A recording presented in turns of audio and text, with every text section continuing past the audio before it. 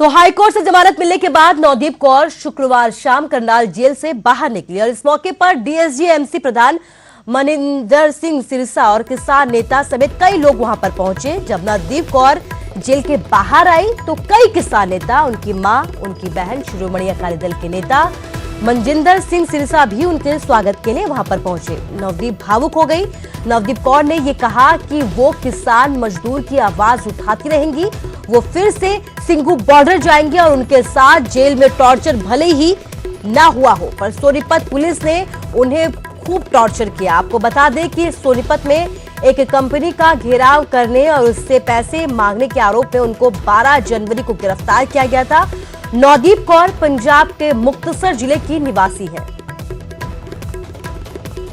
यहाँ पे आए हैं तो किसान बिना आवाज से ज्यादा बैठे नहीं है। किसी का मन नहीं करता सड़कों पे बैठने का, तो किसान अपनी मांग को लेकर बैठे हैं। तो जो भी लोग हैं उनको ये बोलना चाहिए उनके हक के लिए, ताकि वो अपने घर जा पाए और वो रास्ता खुल पाए। जिन लोगों को लग रहा है कि रास्ता जाम हो गया या कुछ भी जाम हो गया है, तो उनके हकों के लिए आप भी बोलो ताकि उनको अपने मांग पूरी करके। बहुत बड़ी रिलीफ है साडे लिए, बहुत बड़ी रिलीफ आज नवदीप कौर जी इस जेल तो रिहा हो रही है।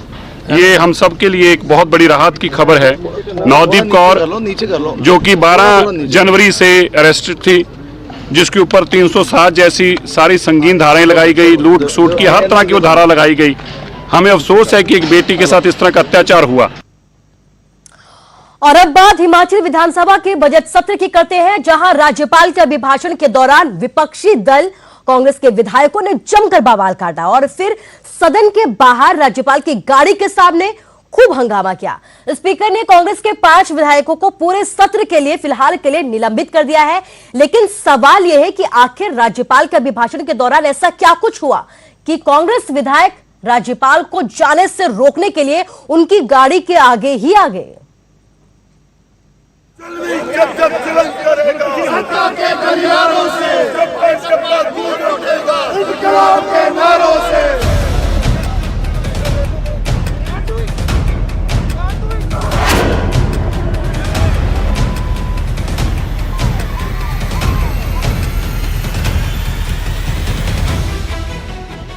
हिमाचल विधानसभा की बजट सत्र के पहले दिन ही सदन अखाड़ा बन गया।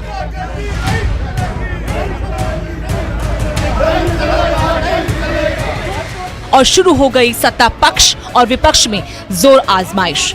जब राज्यपाल का अभिभाषण चल रहा था तो कांग्रेस विधायक दल के नेता मुकेश अग्निहोत्री ने सदन में इस बात पर आपत्ति जताई कि राज्यपाल ने अपना अभिभाषण पूरा नहीं पढ़ा। बस यहीं से महाभारत की शुरुआत हुई, जो सदन के बाहर सड़क तक जारी रही। जो भी लिख के लाए हैं पढ़ना तो पूरा होता है। मैंने तो कभी नहीं देखा किसी गवर्नर को कि 2 पन्ने और 3 पन्ने पढ़ के चला। हिमाचल प्रदेश की असेंबली में हुआ कि गवर्नर बिना पढ़े भाग गए।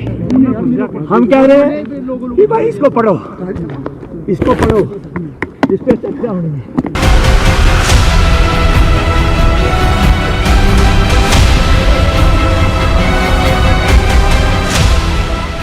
स्पीकर ने सदन की कार्रवाई को सोमवार दोपहर 2 बजे तक के लिए स्थगित कर दिया। लेकिन जो बवाल सदन के अंदर शुरू हुआ था वो सदन के बाहर तक जारी रहा। कांग्रेस विधायकों ने सदन के बाहर हंगामा किया, राज्यपाल की गाड़ी रोककर बवाल किया। कांग्रेस विधायक हाथों में अभिभाषण की प्रतियां लेकर नारेबाजी करते रहे। राज्यपाल को गाड़ी में नहीं बैठने दिया। काफी देर तक हंगामा होता रहा। सत्ता पक्ष और विपक्ष सदन के बाहर भी आमने सामने थे। मुख्यमंत्री जयराम ठाकुर तक को बीच में आना पड़ा, लेकिन कांग्रेस विधायक कहां मानने वाले थे। बीजेपी ने कांग्रेस के इस व्यवहार को अशोभनीय और गुंडागर्दी बताया।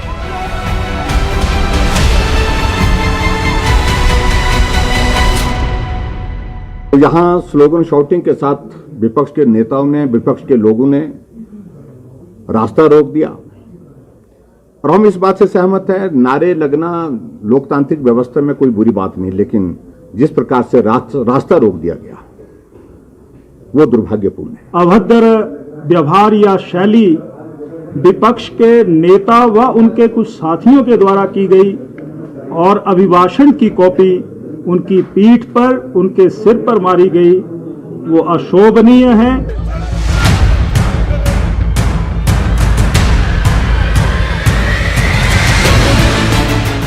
आखिरकार स्पीकर ने मुकेश अग्निहोत्री समेत 5 विधायकों को पूरे सत्र के लिए निलंबित कर दिया।